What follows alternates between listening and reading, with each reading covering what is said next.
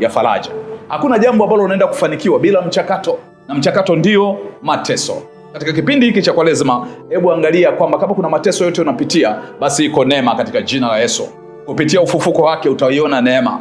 Kupitia amani yake Yesu Kristo utaiona pia amani ndani ya moyo wako. Katika Agano la Kale tunaona kwamba Yesu alikuwa ametanguliwa na manabii ambao wengi waliteseka. Akina Elia, akina Elisha, manabii wale akina Isaya waliteseka. Na kabla ya kuinuliwa kwao na kuinuliwa kwa ufalme wa Yesu Kristo hapa duniani, tunaona wengine walifika mpaka kwenye mauti.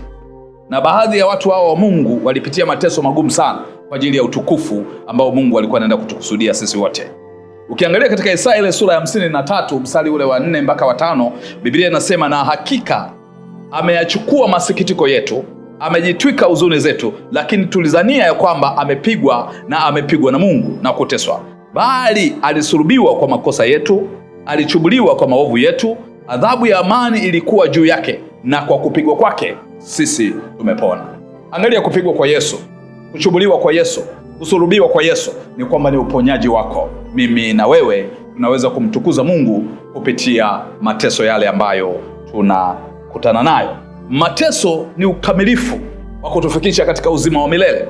Mateso utangulia utukufu katika mapito ya kila mwanadamu. Maandiko yanasema kwamba Ibrahim hakuachwa hivi katika njia za imani. Kuna mambo alikuwa anapitia katika kipindi cha kumsubiri mwana wa ahadi Isaka. Moyo wake ulikuwa unaumia, lakini alikuwa analitumaini lile neno la Mungu. Kwa hiyo unapopitia kwenye mateso, endelea kuliamini neno la Mungu. Pamoja na kwamba baba huyu wa imani Ibrahim alisubiri miaka mingi, lakini mwisho aliweza kuona neema. Mungu alimbariki na akamletea mwana aliyemtarajia, na uzao wake ukaongezeka kama Mungu alivyokuwa amemwahidi katika kile kitabu cha Mwanzo sura ya 12, sura ya 15, 17, sura ya 22. Lakini ukiangalia Kutoka ile sura ya kwanza mstari wa 6 mpaka wa 7, maandiko yanasema Yusufu alipokufa yeye na ndugu zake, Yusufu ni uzao wa Ibrahim, alizaliwa na Yakobo. Ile kizazi cha wana wa Israeli kikaongezeka, na watoto wa Yusufu na watoto wa ndugu zake walizidi kuwa wengi sana kule Misri. Ingawa walikuwa wanateswa, lakini neema ya Bwana ikawafanya wawe wengi. Kumbe katika mateso pia kuna maongezeko. Katika mateso kuna neema, katika mateso kuna baraka. Yakobo alipomhitaji mke aliitwa Rahel. Mara ya kwanza alidhani kwamba angempata Rahel, lakini Mungu kuweza kuzuia Labani amrubuni amhujumu Yakobo, na Yakobo akaishia kumpata Lea. Lakini Yakobo akatumika kwa ajili ya mke, lakini akatumika kwa ajili ya mali zaidi ya miaka. Yakobo mwenyewe anasema miaka 30, miaka 20. Ile kitabu cha Mwanzo sura ya 31, miaka 20, kuanzia mstari ule wa 38 anasema miaka 20 alitumika kwa Labani ili ampate Lea kwa ajili ya mateso. Yusufu aliumia kwa muda mrefu gerezani, na ndipo ambapo aliinuliwa kuwa liwali katika nchi ya kigeni kule Misri. Lakini Daudi aliteseka kwa miaka mingi kabisa akiwa mkimbizi katika familia yake kabla ya kuinuliwa kuwa mfalme wa Israeli. Lakini angalia Danieli, alifungwa katika utawala wa mfalme Nebukadnezar kabla ya huyu Danieli kuja kuinuliwa na kutukuzwa. Alitupwa kwenye tundu la simba. Waangalia Shadraka na Abednego walitupwa kwenye tanuru la moto kabla mfalme hajasimama na kusema Mungu wa hawa watu ndiye ahimidiwe. Wapo Wakristo wengi udhani kwamba neema ya Mungu huwa inapatikana kwa njia nyepesi. Njia ya mateso ndio inayotuletea utukufu wa Mungu. Baada ya Elia kuuawa manabii wa Baali, andiko linasema Elia alipata shida. Yezebeli alisimama. Ile kitabu cha Mwanzo ile sura, kitabu cha Wafalme ile wa kwanza ile sura ya 19, utaanza kuona pale Elia aliingiwa na hofu, na akiwa ametishiwa na yule mke wa Ahabu mfalme Yezebeli. Elia akakimbia. Kulikuwa na mateso pale, lakini utukufu wa Mungu ulionekana kupitia manabii waliomfuata Elia. Na katika kipindi hiki ambacho tunaona kwamba Mungu anatutaka tufunge, Mungu anataka tujinyenyekeze kwake, yako mateso ambayo tutapitia, lakini katika mateso haya tuone kabisa mkono wa Mungu uko pamoja na sisi, na mkono wa Mungu utatuongoza kama ambavyo Mungu mwenyewe anasema katika ile kitabu cha katika waraka wa Paulo mtume kwa Wakolosai, ile waraka wa kwanza, ile sura ya waraka wa Paulo mtume ile sura ya kwanza kuanzia ule mstari wa 24 na mpaka ule mstari wa sura ya 2 mstari wa 5 anasema, sasa nayafurahia mateso niliyokuwa nayo kwa ajili yenu, tena nayatimiza katika mwili wake yaliyopungua mateso ya Kristo kwa ajili ya mwili wenu. Yaani katika kanisa ambalo nimefanywa kuwa mhudumu wake, sawa sawa na wakili niliopewa kwa faida, ili kutimiza neno la Mungu. Maana ijapokuwa sipo katika mwili, lakini nipo pamoja nanyi katika roho, nikifurahi na kuona utaratibu wenu uliothabiti katika imani yenu katika Kristo. Bwana Yesu asifiwe sana. Kwa hiyo mateso ambayo tunapitia, Mungu anatupeleka kwenye utukufu.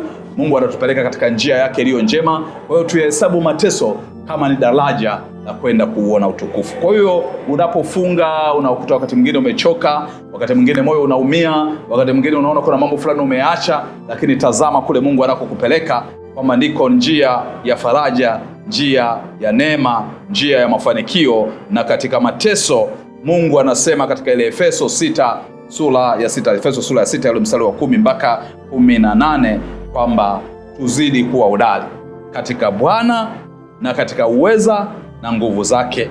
Tuvae silaha za Mungu ili tuweze kushinda zile hila za adui Shetani, kwa sababu kushindana kwetu sio juu ya damu na nyama, bali ni juu ya falme, juu ya mamlaka, juu ya nguvu za giza na majeshi ya pepo wabaya. Kwa sababu hiyo tutwae silaha zile za Mungu ili tupate kushinda siku zile za hatari, na pia kuyatimiza yale yote ambayo Mungu ametukusudia.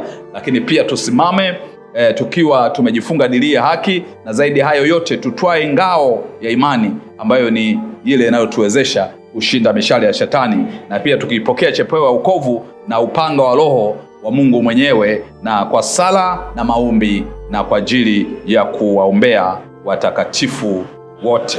Lakini katika kipindi hiki, hebu kaa katika njia za Bwana. Zaburi ile ya kwanza, Zaburi ya kwanza ambayo pia tunasoma katika masomo yetu ya siku ya leo, anasema, ili mtu yule asiyekwenda katika shauri la haki, wala akusimama katika njia ya wakosaji, wala akuketi barazani pa wenye mizaa, bali sheria ya Bwana ndiyo impendezayo, sheria yake uitafakari mchana na usiku. Naye atakuwa kama mti uliopandwa katika kando ya vijito vya maji, uzao matunda kwa majira yake, wala jani lake halitanyauka, na kila litendalo litafanikiwa. Sio kwa hao yeye walio haki, na kama makapi watapeperushwa wale ambao hawana haki, na kwa hiyo wasio haki watasimama katika hukumu. Kwa hiyo ukae katika njia ya haki, njia ya kumpendeza Mungu. Hebu epuka mizaa, usifunge wala usifanye toba kwa mizaa, wala usitaki kuwafurahisha watu kwamba bwana mimi nimefunga, lakini unafanya mizaa. Kwa Mungu hakuna mizaa.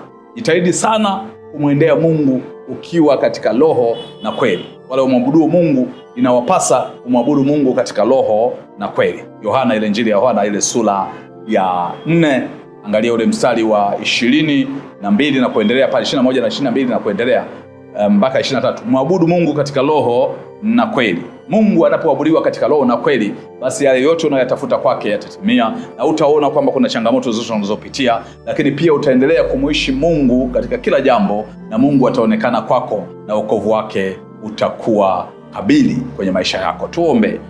Mungu mtakatifu, Baba wa rehema, ni siku nyingine tena ya pili katika juma hili tunaloliendea, pia kuingia Jumapili ya kwanza ya Kwaresima, ikiwa tumetoka katika Jumatano ya Majivu siku ya jana.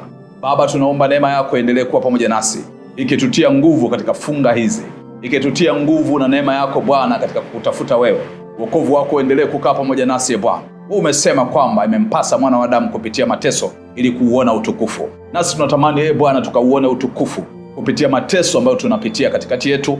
Pengine kuna magumu ambayo Mungu tukiyatazama tunaona kabisa tumechoka, mioyo yetu imekata tamaa, miili yetu Mungu inaona fadhaa, miili yetu inaona huzuni, lakini wewe Bwana umesema tusiogope, tukaione baraka yako na neema yako Bwana katikati ya mateso haya. Neema yako Mungu endelee kutufunika na kutukirimia uweza na nguvu zako Bwana. Jina lako lipate kuhimidiwa Bwana. Wewe pamoja nasi Bwana, utubariki Bwana, utulinde Bwana, tuangazie nuru zako na kutufadhili wakati wote Bwana. Endelea kukaa pamoja nasi, endelea kuzifanikisha familia zetu, endelea kuzifanikisha ndoa zetu, endelea kufanikisha biashara zetu, endelea kutufanikisha Bwana katika mambo yote, iwe katika ofisi, iwe katika mipango yetu tunayoifanya katika kipindi hiki Bwana, kupitia funga zetu. Baraka zako Mungu zisipungue. Baraka za Ibrahimu, Isaka na Yakobo zitembee nasi wakati wote, katika jina la Baba, Mwana na Roho Mtakatifu. Amen.